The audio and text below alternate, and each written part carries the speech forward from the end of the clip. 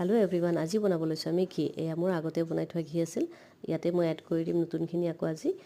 প্ৰথমতে মই লৈছো আপোনাৰ গাখীৰৰ সৰ আৰু এয়া গাখীৰৰ সৰ মই আগৰ পৰা জমা কৰি থওঁ ঘি বনাবলৈ আৰু আজি বেছি হোৱাত মই এখিনি ঘি বনাব ললো আৰু এতিয়া আপুনি ইয়াক এনেৰে অকমান টাইম ভাজিব লাগিব যেতিয়ালৈকে ই পুৰা ব্ৰাউন কালাৰ হৈ নাযায় এনেদৰে ই ব্ৰাউন কালাৰ হ'ব ধৰিছে চাওক কমেও 15-20 মিনিট ইয়াক আপুনি ভাজক এনেকৈ ৰঙা হৈ যাব আৰু তলত এনেদৰে আপোনাৰ গেট পৰিব ধৰিব আৰু ইয়াক আপুনি অকমান টাইম ভজাৰ পিছত এয়া ফাইনেল পুৰা হৈ গ'ল এতিয়া ইয়াক আমি এতিয়া অকমান দেৰি কাৰণে